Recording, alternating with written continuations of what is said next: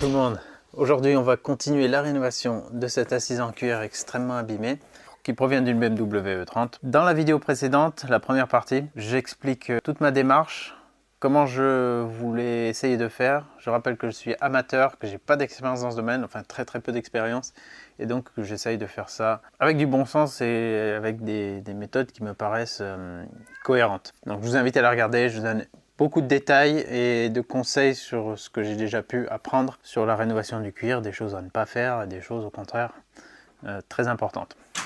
Donc pour rapidement résumer, dans la vidéo précédente, j'avais totalement dégraissé le cuir à l'acétone et j'avais inséré des lanières, des bandes de cuir, d'un cuir neuf, comme ça, entre le cuir d'origine et la mousse pour renforcer, pour avoir une semelle sur laquelle je peux travailler et faire ma réparation. Donc là, les parties claires que vous voyez, enfin beige plutôt, c'est du coup le cuir neuf. Le blanc, c'est de la pâte réparatrice. Et maintenant, ce que je vais faire, c'est combler ces manques avant de pouvoir mettre de la pâte réparatrice partout sur tous les autres défauts qu'il y a, des défauts qui sont déjà assez importants sur un cuir, toutes ces craquelures. Mais je vais commencer par le plus gros. Et je vais vous montrer ce que j'ai prévu pour combler ces manques. Alors comment je vais m'y prendre pour trouver les formes de cuir à combler? Voilà la méthode que j'ai utilisée pour les préparer. J'ai du papier calque, comme ça me paraît être le plus simple. Je me place sur la pièce à refaire et après avec un feutre, je viens... Alors ce qui est bien, c'est qu'en appuyant, ça fait un peu les contours, ça guide. Voilà. Je fais ma forme. Pas chercher à faire trop large parce que sinon on va devoir recouper après notre cuir. Et ça, c'est pas pratique. Voilà, bon, admettons. Une fois que j'ai ça, je découpe la pièce exactement en suivant les bordures. Voilà, et quand j'ai découpé tout ça, j'ai mon patron que je peux ensuite appliquer sur un morceau de cuir et le découper. Ça se découpe assez bien. Ce que j'ai fait aussi pour me faciliter un peu la vie, c'est que ça, je l'ai collé avec un bâton de colle tout basique sur le cuir. Comme ça me le tient un peu plus. Et à la fin, j'obtiens tous mes petits morceaux de remplacement. Donc voilà, ça c'était celui que j'avais fait. Une fois découpé, par exemple cette pièce, c'était la plus complexe. Elle va là. Elle devrait normalement bien s'ajuster. Si vous faites comme moi, placez-la bien sûr avant à blanc pour voir s'il n'y a pas des zones où il faut en enlever encore un peu. L'avantage, c'est que c'est quand même souple, donc on peut le guider un peu pour qu'il reprenne un peu la bonne forme si vous voulez aller ailleurs. Mais normalement, ça peut le faire. Donc j'en ai fait partout où il y avait des manques. Là, j'aurais pu mettre de la pâte, mais je préfère ajouter un petit bout de cuir. Bon, voilà, je sais pas si c'est une bonne ou une mauvaise idée, mais voilà, je voulais faire comme ça. Donc j'ai préparé tous mes petits bouts. Maintenant, je vais les mettre en place. Bien sûr, j'ai passé un coup d'acétone dans tous les motifs et au dos de chaque pièce de cuir.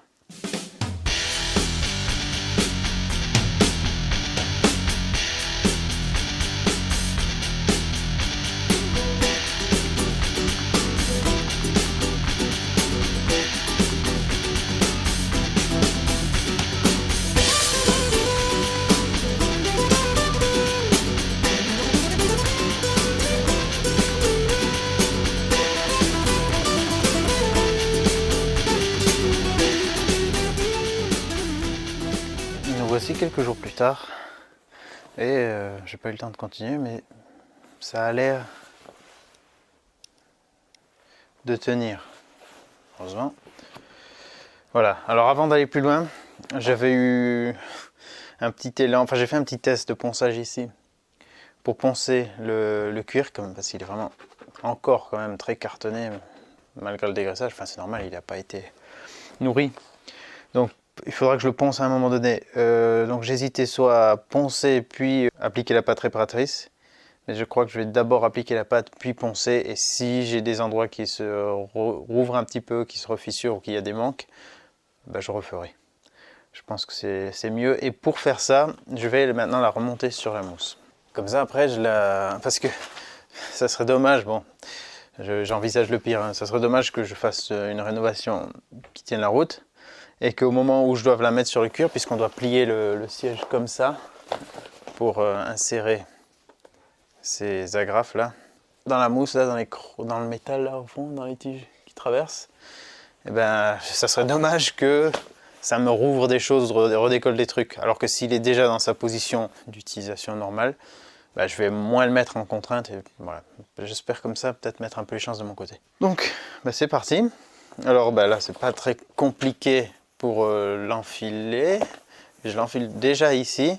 Et le premier truc que je fais c'est essayer de mettre ça en place au fond avec une pince comme ça. C'est vraiment pas pratique mais c'est un peu de la chirurgie on va dire. Je crois que ça se faisait bien comme ça. Hein. Je le démonte. Ah, alors attendez, est-ce que déjà j'aurai assez de marge pour ramener? Oui. Ok.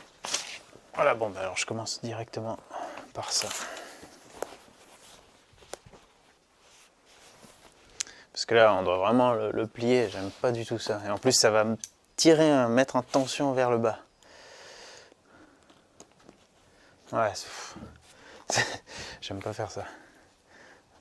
En plus, ouais, elles sont pas évidentes à aller enfiler là-dedans quand on n'a pas le coup de main. Peut-être pas le bon outil. Ah oui, lui en plus il est déchiré. En plus il est déchiré. Fait chier ça. Et lui il est en cours de se déchirer. Donc ça va pas tenir grand chose. Je me demande presque même est-ce que j'ai vraiment besoin de mettre ça quoi. Est-ce que j'ai vraiment besoin que ça soit plaqué au fond comme ça? Je vais faire un petit montage à blanc pour voir. Peut-être que ça vieillit moins bien en faisant ça. Enfin, en même temps, ça n'a pas bien vieilli avec ce système. Ça met de la tension ici. Vu qu'ici, c'est fixe en dessous, tout l'appui qu'il peut avoir ici ou là, forcément, tire comme ça. Donc, je ne sais pas si c'était une bonne idée de base. Mais bon, de toute façon, je n'y connais rien en confection de siège. Donc, c'est pour moi qui vais expliquer aux selliers comment faire leur métier.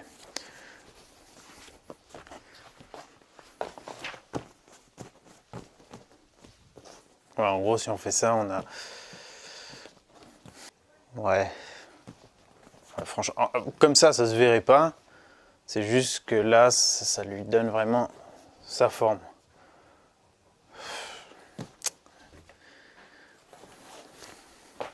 Bon, on va voir. Non, finalement, je préfère ne pas le mettre. Ça me rajoute la tension qui était problématique dès le début. Et celui-ci étant cassé, qu'il est cousu dans les surpiqûres épaisses et tout, ça me ferait faire trop de bricolage encore. Même si j'arrivais plus ou moins à le réparer, celui-ci, s'il lâche, ça veut dire que la tension va se répercuter sur celui d'à côté, et puis peut-être que je vais encore faire pire. Voilà, donc le mieux étant l'ennemi du bien, je vais me contenter de les laisser juste descendre dans leur trou. Voilà. Et puis je remets la housse en place. Il faut juste penser à remettre ce petit rabat de mousse par-dessus. Mais sinon, ça ne rend pas difficile. Là, il faut bien qu'il passe devant.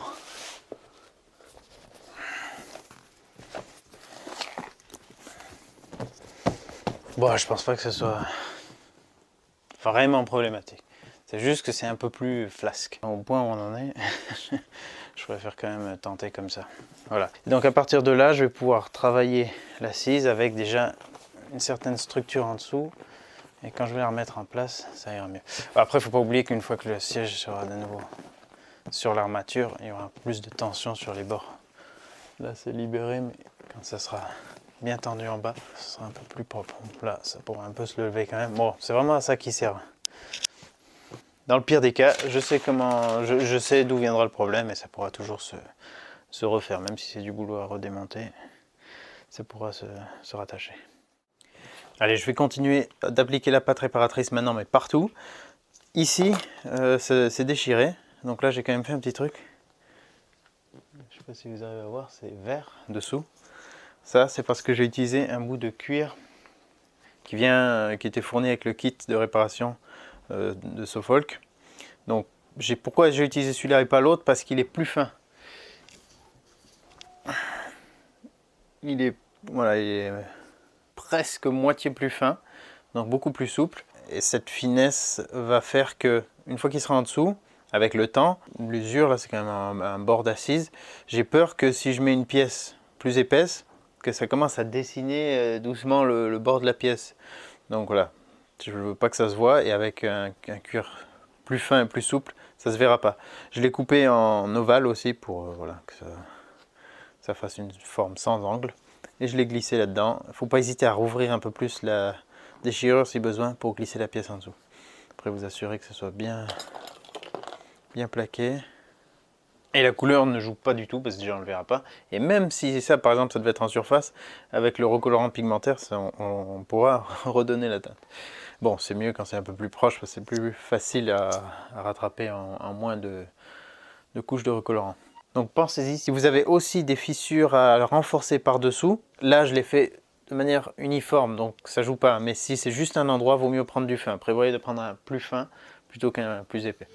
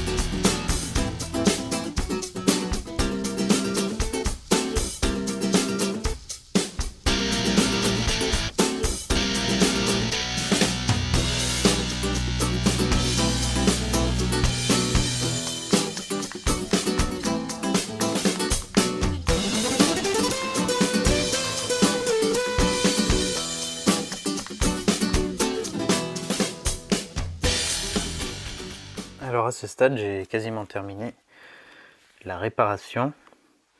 Et je vais vous montrer un petit truc. Voilà, par exemple ici. Quand j'appuie là, vous voyez, ça s'écarte à certains endroits. Ici aussi. Voilà. Donc ça, c'était pire avant.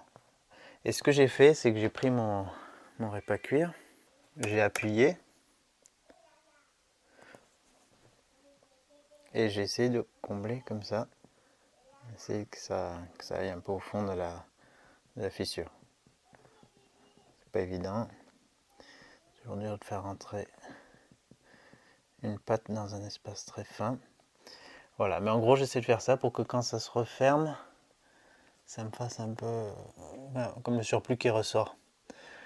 Voilà, alors je ne sais pas si j'arriverai à un résultat parfait sans la moindre fissure, mais j'essaie d'y aller par étapes comme ça, je laisse sécher et je revois. Parce que lui, il n'a pas une élasticité énorme, donc à chaque fois il faut combler un peu l'espace qui rentre. Et sur les zones les plus soumises aux déformations, c'est là que c'est le plus délicat. Ce que je vais essayer de faire aussi, c'est prendre un cure-dent et voir si avec un cure-dent je peux pas essayer de faire rentrer de la pâte à l'intérieur, quoi, essayer de l'enduire comme je peux. Puis on verra bien. Au moment de faire la recoloration, ça va aussi combler certaines fissures. Le recolorant a une assez bonne élasticité, donc ça peut aussi combler certaines fissures, mais ça ne fera pas de miracle. Donc il faut essayer de faire le plus gros du travail en amont. Après s'il y a quelques petites fissures, voilà, c'est pas à la fin du monde, je fais ce que je peux avec l'état d'usage que j'ai. Après avoir refait ça plusieurs fois, ça s'écarte moins. Je vois que si j'insiste, certaines petites fissures vont peut-être se réouvrir. Là. Voilà, bon, c'est un peu délicat, hein. On va voir. Mais là, je vais pas en faire plus pour le moment. Ce que je vais faire maintenant, c'est poncer tout ça. Et oui, j'ai pas précisé, mais là, vous voyez qu'il y a de la pâte répartie sur les coutures. Alors, ce que j'ai fait finalement, vu que j'en avais certaines qui allaient forcément en avoir dessus et d'autres, non, j'ai préféré faire un truc homogène, qui sera moins le look d'origine, mais qui sera peut-être plus solide et voilà, plus esthétique à la fin. J'ai pris de la pâte et je l'ai étalée comme ça sur les coutures. Donc, elles sont un peu renforcées, on va dire. Et puis le look final, ça fera plus un peu comme les fausses coutures sur du sky là. C'est quand c'est juste en relief mais que c'est pas des coutures. Ça donnera un peu plus cet effet. Mais voilà, là, les zones ici sont de façon trop abîmées pour vraiment reproduire le look de la couture. Donc on va voir. Allez, place au ponçage. Déjà ça me donnera un meilleur aperçu du résultat qu'il y aura après. Voilà, je suis prêt à poncer une première fois. J'ai donc un petit adaptateur comme ça, un petit plateau de ponçage, et j'avais pas les abrasifs adaptés, donc j'ai pris un autre qui avait du velcro dessus, je l'ai découpé, et bon, il y avait des trous, donc là j'ai un trou, mais c'est pas grave, je vais poncer comme ça avec la visseuse. Sinon on peut le faire à la main aussi, mais là j'ai ça, donc je vais tester, je pense que j'irai un peu plus vite, et ça devrait être plus efficace. Le grain, je crois que c'est trop, mais j'avais pas plus fin, donc là je crois que c'est du 150. 120, c'est du 120. Bon, allez, on va voir ce que ça donne.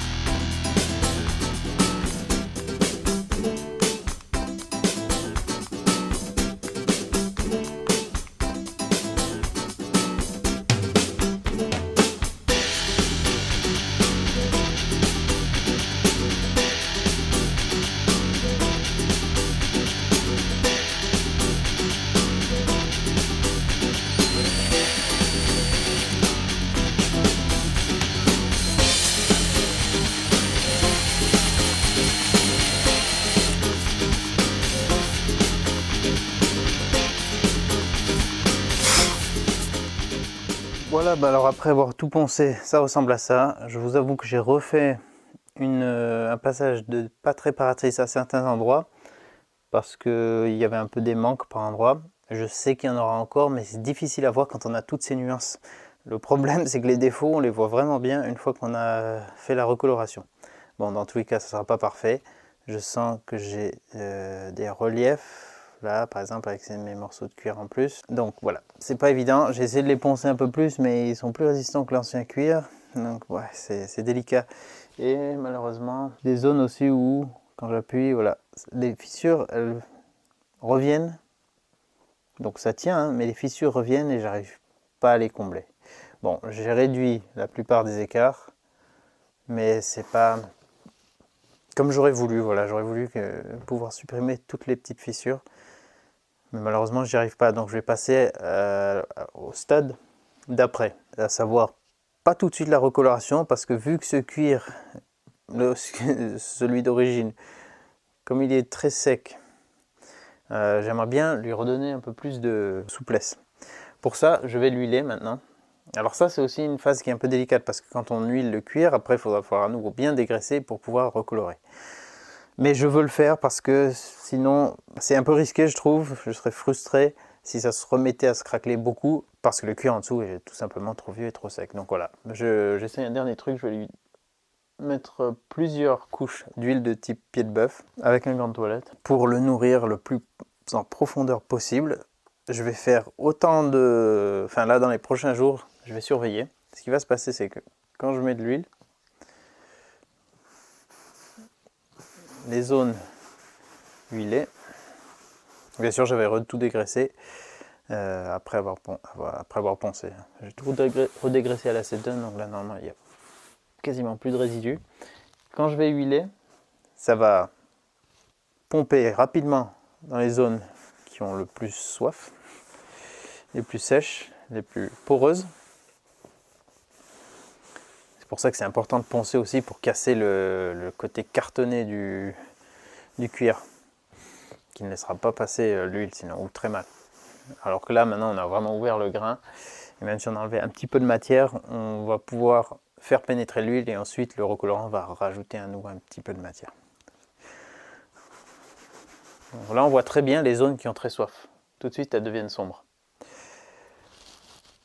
Et les zones qui n'en ont pas besoin, comme ici, le cuir neuf ou la pâte réparatrice qui ne va pas absorber d'huile. Donc si on met de la pâte réparatrice par-dessus le cuir, on ne va pas pouvoir, admettons dans le temps, sur les années qui vont suivre, on ne va pas pouvoir nourrir le cuir en dessous. Ça, il faut le savoir. Donc c'est pour ça que si on se dirait, allez, je mets de la pâte réparatrice de partout, pour faire un truc homogène, qui n'aura plus du tout de grain par contre, là, on ne va pas pouvoir aller nourrir le cuir qui est en dessous. Donc moi, j'ai essayé de poncer tout l'excédent de pâte réparatrice pour mettre le plus de cuir à nu. Et lui, maintenant je vais le nourrir et j'espère que ça va lui redonner une bonne souplesse et ça aidera à vieillir, à mieux vieillir dans le temps. Donc là, les zones comme ça brille déjà plus. Donc là, je vais pouvoir en mettre, je vais pouvoir le saturer. Et je vais faire ça sur les jours qui viennent. Déjà en une journée, en espaçant de quelques heures, déjà je vais pouvoir remarquer tout de suite les zones qui ont bu l'huile et celles où c'est resté en surface et donc qui n'en ont pas plus besoin. Ensuite j'attendrai une bonne quinzaine de jours, enfin 10-15 jours avant de repasser de l'acétone, donc il va dégraisser juste la surface. L'acétone ne va pas dégraisser en profondeur, je ne vais pas insister, mais il faudra que je dégraisse à nouveau pour pouvoir faire la recoloration. Voilà, mais là on voit tout de suite qu'il en a sacrément besoin. Je vais aussi nourrir tous les bords. Tous les bords qui sont en bon état, mais quand même qui n'ont pas été nourris depuis 33 ans. J'ai finalement attendu 17 jours, enfin j'aurais voulu refaire avant, mais j'ai pas pu, les conditions c'est pas bonnes pour que je le fasse.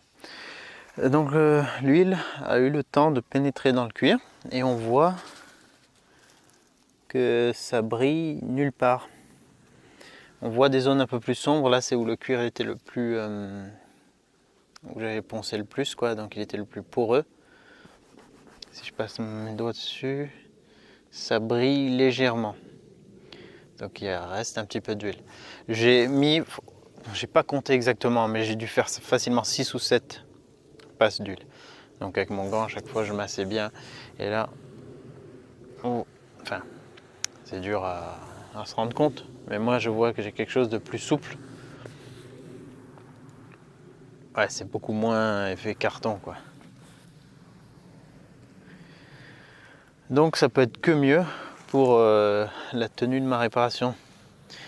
Alors maintenant je vais à nouveau dégraisser, bien sûr, bien dégraisser pour être sûr que la coloration tienne, sinon ça va être poisseux, ça va pas, voilà, ça va pas pouvoir le faire, on va devoir redégraisser après. C'est pas parfait, j'ai des petites zones comme ça qui s'écartent encore, des petites fissures. Là ici, il faut que je remette un peu de pâte réparatrice par exemple. Il y a des zones que, voilà, malgré mes multiples passes de pâte réparatrice, ça s'écarte encore un peu. Donc je crois que je vais devoir composer avec ça de toute façon. Et puis voilà, c'est un vieux siège qui a été très très abîmé et qui a quand même subi des dégâts irréversibles. On va faire notre mieux puis on va voir ce que ça donne. Bon, ça y est, c'est dégraissé, c'est sec. Et voilà le moment tant attendu de la recoloration. Donc je vous avoue que là vraiment je suis à la fois impatient et à la fois stressé. Je sais que c'est pas parfait, il y a des points où ça s'écarte. Ici c'est le pire, c'est le plus délicat, j'arrive pas à faire mieux. Et en plus comme je peux pas tirer la mousse par en dessous, voilà, j'ai pas exactement le positionnement du cuir d'origine. Mais je pense pas que j'arriverai à faire mieux, donc je vais essayer, puis on verra bien ce que ça donne. Voilà, donc impatient, mais aussi stressé, parce que j'espère que le rendu sera quand même correct, quoi. Enfin, bien, ça serait bien que le rendu soit bien, ça serait idéal, mais bon, déjà correct, ça serait que je puisse au moins l'utiliser, quoi, que ça soit pas trop moche.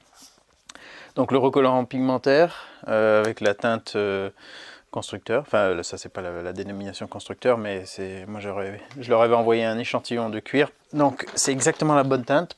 Il faut bien mélanger, peu importe le volume. Là c'est, je crois qu'il y a 1 litre, c'était pour faire toute la voiture, ouais. Mais si vous avez en plus petit dosage, dans tous les cas il faut toujours bien mélanger parce que les pigments ont tendance à descendre au fond. Voilà. Et ça n'oubliez pas de le faire entre chaque utilisation. Je vais en mettre un peu dans ce petit camion là.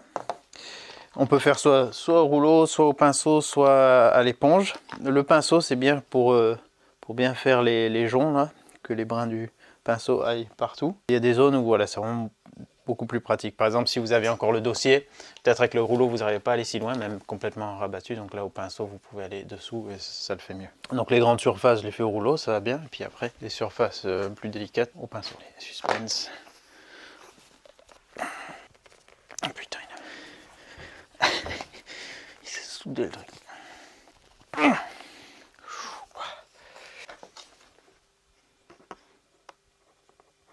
Ça sert à rien de trop en mettre non plus. Et même en cours d'utilisation, mélangez-le bien. Si vous mettez un plus grand volume, mélangez-le avant chaque application, comme ça vous êtes sûr que vous avez une teinte bien homogène. Bon, let's go. Allez, je vais d'abord faire tout le jonc. Oh, déjà là, on voit presque pas la différence avec le cuir d'origine en couleur. Là, bien sûr, on a vraiment un truc un peu bizarre, multicolore, c'est pas terrible. Donc là, on va faire ça en plusieurs passes. Les teintes claires nécessitent en général peut-être 1 ou 2 passes de plus que les teintes sombres, sachant que la pâte réparatrice existe en noir, hein, donc vous n'allez pas vous amuser à utiliser du blanc sur un siège noir, ça serait pas mal. Ce que j'ai remarqué avec l'utilisation du recolorant, c'est bon, c'est très facile à utiliser, vraiment aucun souci, mais juste faire gaffe à ce qu'on n'ait pas de grosses bulles. Ça se lisse assez bien tout seul, mais si on a des bulles et qu'elles sèchent, on les verra un peu à la fin. Moins parce qu'elles auront éclaté, mais on verra un tout petit relief. Donc voilà, je préfère repasser un petit coup pour les éclater. Sinon ça sent rien, c'est à base d'eau, les outils se rincent à l'eau et tout. Donc ça c'est très pratique. Je vais d'abord faire l'assise et après je ferai tout le bord. J'espère que ça va pas coller, que c'est assez dégraissé. Pourtant j'ai fait plusieurs passes, donc j'espère que vraiment que le recolorant va bien adhérer. C'est pour ça que c'est important d'attendre aussi longtemps que vous pouvez pour que l'huile, si vous huilez le cuir, attendre que l'huile pénètre bien dans le cuir, comme ça on a le moins possible en surface. Et après avec le dégraissage ça suffit sans problème. Voilà. Là maintenant je vais faire au rouleau. Donc, je vais bien le mouiller. Ça c'est le moment le plus satisfaisant, mais aussi celui qui révèle tous les défauts. Donc bon, déjà je sais qu'il y en a, donc ça c'est réglé. Mais j'espère juste que... Bon voilà, on verra bien. Allez, c'est parti.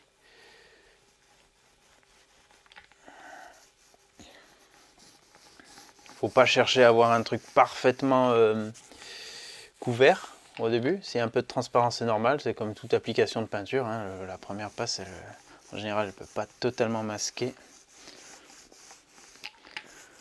Faut pas hésiter à appuyer aussi pour aller dans les plis du cuir. Et Dieu sait s'il y en a.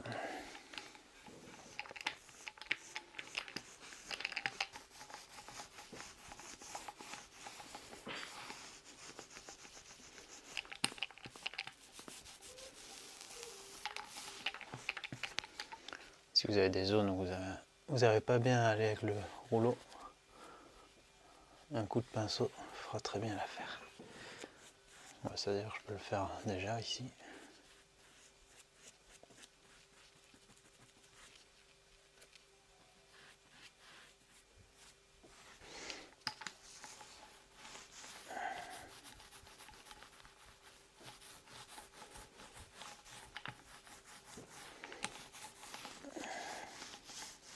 Voilà, on voit de suite, quand j'appuie, qu'on voit encore les fissures. C'est pas une surprise. J'ai pas réussi à les refermer, ça c'était trop profond, une zone de cuir trop délicate, trop tendue. Et la pâte réparatrice n'a pas la même structure que le cuir, donc elle ne peut pas supporter un étirement trop important. C'est pour ça que c'est expérimental ce que je fais, au moins on verra c'est ce qu'on peut attendre.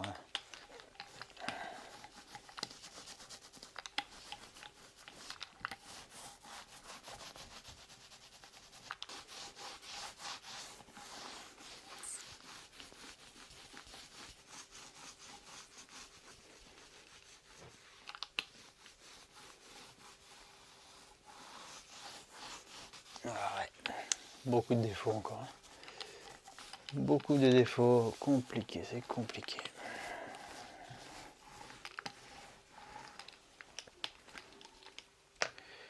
Je vais voir si avec les brins du pinceau j'arrive un peu à aller.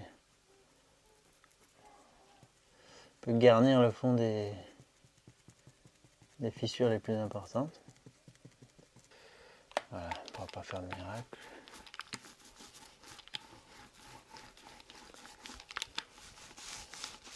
Je repasse un coup pour voilà, lisser un peu les zones où j'ai pu faire des bulles.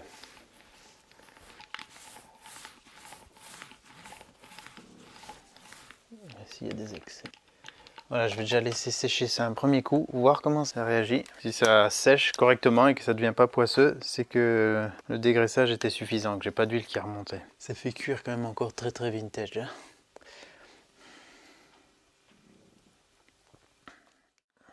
Voilà, là c'est à nouveau un peu nuancé parce que j'ai essayé, après la première couche, de combler un peu ce genre de fissures.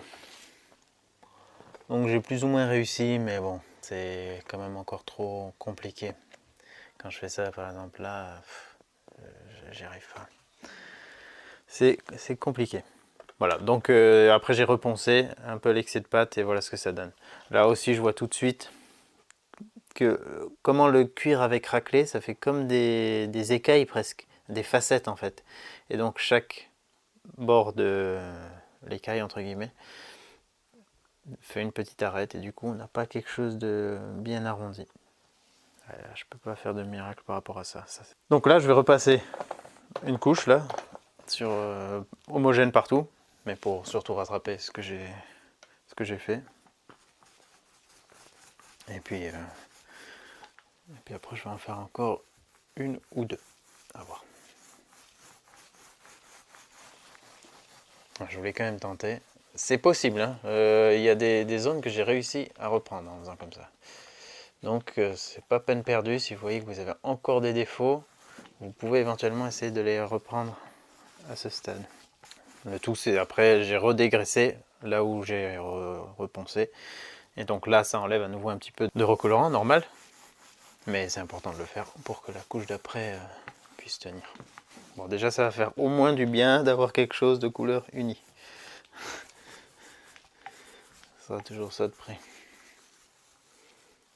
Après pour le reste ça restera très, très vintage.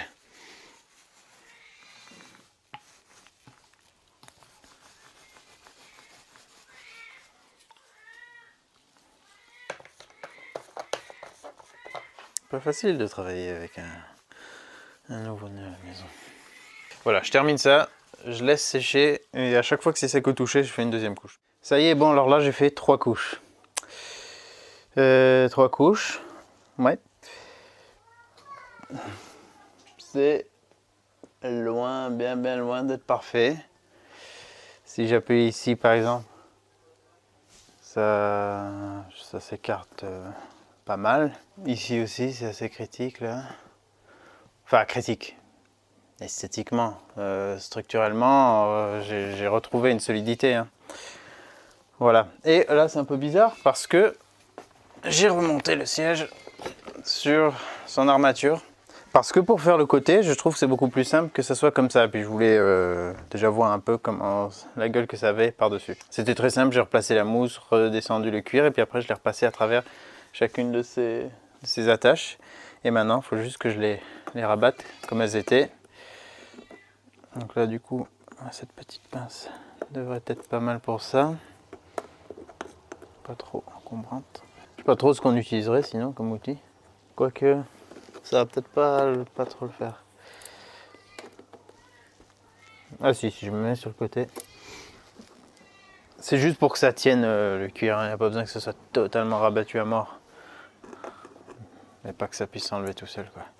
Oh, d'ailleurs, avec quelque chose de dur, il suffit d'appuyer dessus et de rabattre. Dans mon cas. Bon, voilà, c'est annexe. Je vais refaire ça, comme ça j'aurai la bonne tension ici. Et après, je pourrai recolorer tout le bord. Et là, vous pouvez voir juste là avec ce que j'ai débordé avec le pinceau en faisant le passepoil. La couleur est très proche. Hein. C'est vraiment la bonne couleur. Là, c'est un peu plus clair parce que j'avais passé l'acétone. Mais sinon, on y est. Et voilà, donc là, je vais passer partout. Et après, je pourrai remettre l'armature. Et après, quand j'aurai fini ça, je pourrai mettre du vernis ou de la cire. Et peut-être que je mettrai d'abord du vernis et ensuite la cire. Sinon, du coup, j'ai un flottement ici au milieu. Au lieu d'avoir le siège plaqué comme ça. J'ai envie de vous dire, c'est pas bien grave. Vu d'où il revient le siège. Et voilà les amis, j'ai terminé la recoloration. Donc j'ai fait 3 couches en haut et 3 couches également sur tout le tour. Je vais vous montrer un peu mieux la gueule que ça a à l'extérieur. Et là je voulais vous montrer deux choses au niveau de l'application. Là, je ne l'ai pas bien appliqué on pourrait dire. Enfin moi je suis pas vraiment satisfait de l'application que j'en ai faite. Parce qu'on voit un peu les traces de pinceau. Voilà, alors ça c'est parce que j'ai voulu lisser un peu toute la surface avec le pinceau après avoir eu des petites bulles avec le rouleau. Et après quand j'ai fait ma troisième passe au rouleau, on voit quand même encore les traces du pinceau. Donc soyez attentifs à ça. Si vous le faites bien, vous ne faites pas comme j'ai fait là, vous allez avoir ce résultat. Voilà, là j'ai appliqué le recolorant et on ne voit absolument pas de traces de rouleau ou de pinceau. Voilà. J'ai fait ça mieux. Ce que je peux vous conseiller, donc là ici ce que j'ai fait, c'est j'ai passé le rouleau. J'ai attendu un petit peu, j'ai repassé un deuxième coup pour un peu éclater les bulles. Et ensuite j'ai utilisé un décapeur thermique, enfin ou un sèche-cheveux, moi c'était un décapeur thermique sur pas très chaud. Et j'ai fait sécher rapidement la pièce. Alors ça fait à la fois sécher et ça éclate et ça étale un petit les micro-bulles qu'il peut y avoir. Donc si on le fait bien, voilà, on a ce résultat qui est parfait. Et si on le fait moins bien, on peut avoir les traces de l'outil d'application. Donc pensez-y, essayez d'être vraiment soigneux à ce moment. Ce que je vais faire, c'est passer tout de suite au vernis. Alors là, on pourrait mettre soit une cire, soit un vernis. Je vais mettre un vernis. Donc ce qui est préconisé avec... Enfin, en fait, on a le choix. Si on prend le kit, on a le choix. Je crois que c'est fourni avec le vernis, mais je crois qu'on peut demander la cire. Donc il y a le vernis qui existe aussi en bombe. Là, en liquide, c'est assez facile à appliquer. Et la chose qu'on peut faire, c'est mettre du vernis. 1, 2, 3 couches. Et si on veut donner un côté un petit peu plus satiné, un peu plus vintage, j'avais remarqué ça, hein, je n'ai pas les termes exacts, mais je trouve un toucher un peu plus sympa. On peut mettre de la cire par-dessus. On pourrait mettre de la cire tout de suite, mais si on met de la cire et qu'on va vouloir un peu nourrir le cuir plus tard, autant le vernis va être micro-poreux, autant la cire non. Mais en revanche, la cire va être vraiment plus étanche et lui moins. Mais bon, voilà, ça reste un peu à voir selon l'usage que vous voulez en faire. Sachant que quand on va mettre de l'huile ou aller d'entretien nourrissant, là, ça va pas être comme si on était sur du cuir brut. Bien sûr, le recolorant est un peu micro-poreux, le vernis aussi, mais on va pas aller nourrir en profondeur le cuir. Ça, c'est sûr et certain. Mais c'est juste un peu pour garder la souplesse qu'il y aura en dessous. Donc voilà, deux choses à savoir. Le vernis, on va dire un peu plus polyvalent, et la cire plus étanche. Et on peut combiner les deux, mais on ne peut pas mettre de la cire et du vernis par-dessus. Enfin, ça n'aurait aucun intérêt. Donc la protection, c'est très important, parce que sinon, avec le temps, on va user la coloration, et on va retomber plus rapidement sur le cuir. Si on met un vernis ou une cire, on va user le vernis et la cire avant d'atteindre la recoloration. Et en cours de route, en cours d'année, ça tout dépend de la fréquence d'utilisation du véhicule, on va remettre de la cire ou du vernis pour entretenir tout ça dans le temps. Et comme ça, on usera... Enfin, ça sert à ça, la cire et le vernis, ça sert à être usé à la place de ce qu'il y a en dessous. Et c'est ce qu'on ne fait pas sur souvent sur les véhicules. Enfin, je parle pour moi parce que je ne l'ai jamais fait sur une de mes voitures, ne sachant pas vraiment même que ce type de vernis existait en fait. Donc j'avais un produit d'entretien de cuir, mais c'était pas spécialement protecteur. Alors que quand on applique ce genre de truc, ben normalement nos cuirs vieillissent très bien. Pour l'application, une éponge humide, pas comme dans une autre vidéo de rénovation justement de cette série, où j'avais oublié de l'humidifier. Bah du coup, ça pompe pas mal de vernis pour rien dans l'éponge, avant de le restituer sur le support.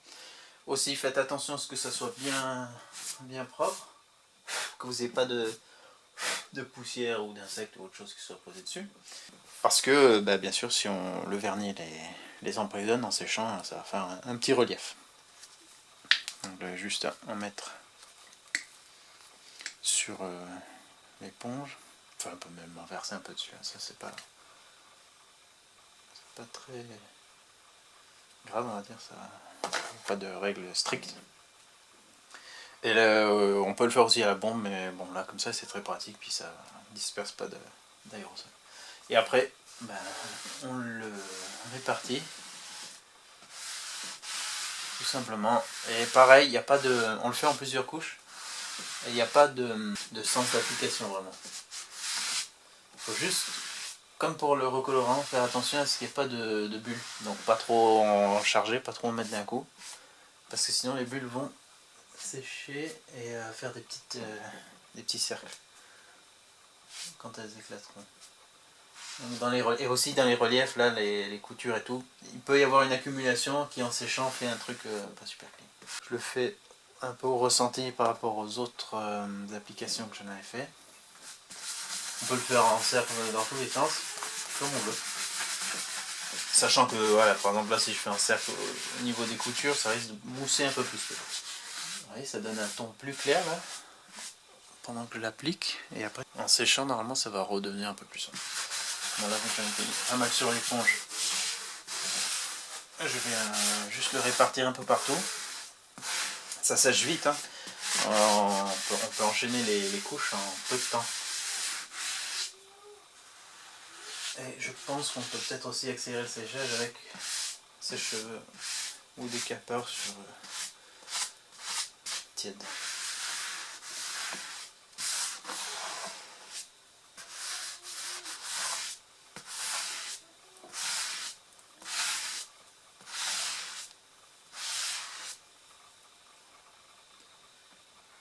J'ai une petite saleté mais qui était dans le recolorant. Voilà. Des choses qu'il faut faire gaffe en amont.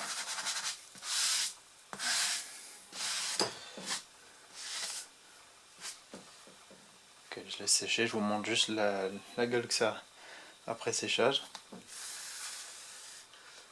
Ça va très vite parce que presque en soufflant déjà on voit que ça devient plus mat. Et voilà 2 couches de vernis terminées et sec. Voilà, il y a une partie un peu mat. Pourquoi? Attendez, je reprends. On va mettre un peu de vernis là. J'ai dû faire quelque chose. Ah oui, j'ai une partie de l'éponge qui est plus sèche. Attends, voilà. Je reprends cette trace. Voilà. Je ressèche ça. Et on va aller à la lumière du jour pour voir tout ça plus clairement. Et nous voilà avec le résultat final. Ce que j'ai réussi de faire de mieux avec mon expérience faible, mais moyen.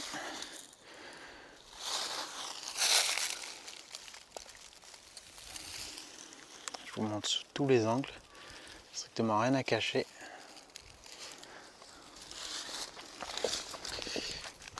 Là, j'ai un peu... Merde, contre-jour total.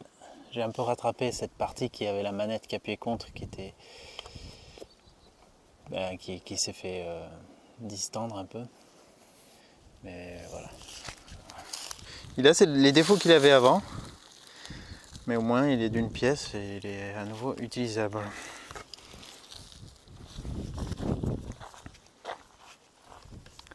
Alors pour les trucs pas cool, eh ben les fissures qui sont encore présentes, qui pourraient se travailler à nouveau, se retravailler, voilà, à voir, j'essaierai peut-être des choses à l'avenir. Donc ouais, les diverses fissures. les coutures qui ont disparu par endroits, notamment ici, point très critique, très délicat. Si on avait rénové le siège sur la mousse et que c'était encore fixé en bas comme ça, j'aurais pu par exemple combler là où il y a mon index avec de la pâte et ça ne se serait pas rétracté puisqu'on n'a pas cet effet. Donc quand le siège est vraiment dans sa position finale, ça peut aider aussi. Sinon je suis quand même assez content du résultat quand on voit d'où je suis parti. Voilà, donc j'ai pu terminer ça en ce 18 mars, deuxième jour de confinement pour le coronavirus. C'est bien d'avoir un jardin, au moins je peux quand même faire des choses. Enfin moi ça change quasiment rien du tout en fait à mon quotidien, vu que je travaille à la maison, sur internet et puis sur les véhicules et autres bricolages que j'ai à faire sur place. Donc à part pour aller faire les courses, c'est là où c'est un peu moins marrant, mais ça change pas grand chose. Bon, les côtés sont nickel hein, parce que ils n'avaient pas de défaut, quasiment pas de défaut on va dire. Donc là c'était qu'une question de recolorer. L'assise, elle est redevenue en une pièce. C'est quand même solide, hein, ça va pas se déchirer en s'asseyant dessus.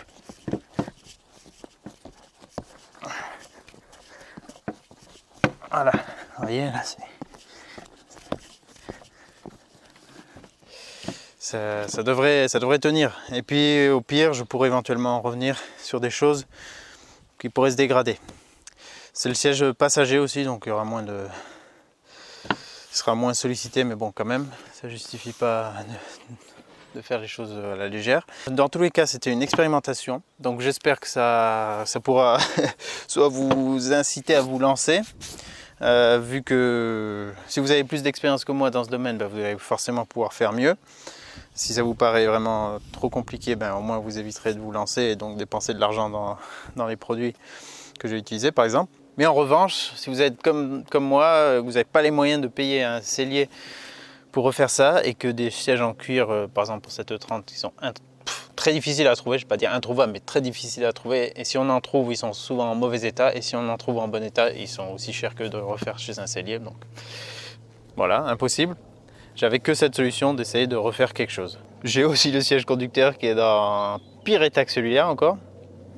C'est un peu différent, mais voilà, peut-être même encore pire. Donc je vais voir aussi comment je m'y prends par rapport à l'autre et voir comment celui-ci évolue. En tout cas, c'est en faisant qu'on fait, il faut bien essayer. Tous ceux qui me disent tu aurais dû le jeter ou tu aurais dû pas le faire, écoutez, moi c'est pas mon genre, j'essaye et puis au moins j'en tire des leçons. Quelques points essentiels.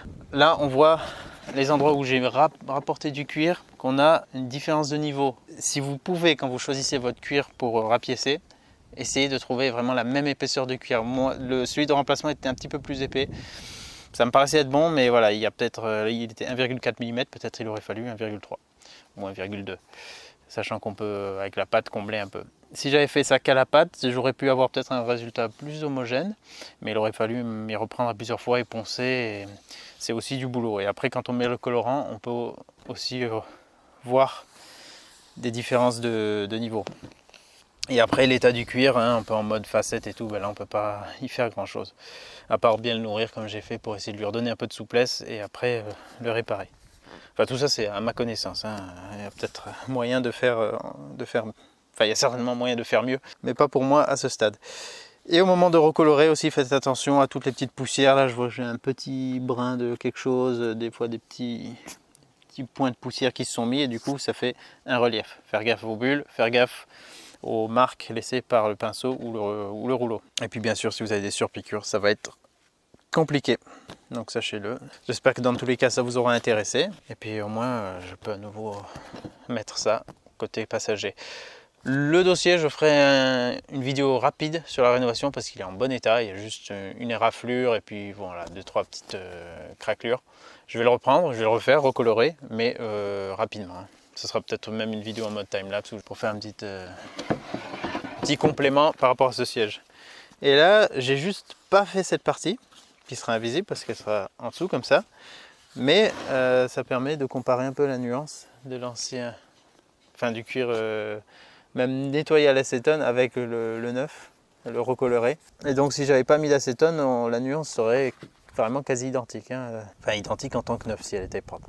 Bon, je vous dis à la prochaine dans une autre vidéo. Il y aura encore bien sûr des vidéos sur la E30. Il y aura encore les panneaux de porte que je dois rénover sur cette voiture. Donc eux ils sont en Sky, ça va être assez similaire, mais il y aura sûrement encore des petites choses que je vais devoir découvrir. Voilà, donc je vous dis à bientôt. Je vous souhaite bon courage pendant cette période de confinement. Et puis moi dans tous les cas, je continue mes vidéos le plus possible. Et j'ai beaucoup de travail qui m'attend encore. Au revoir.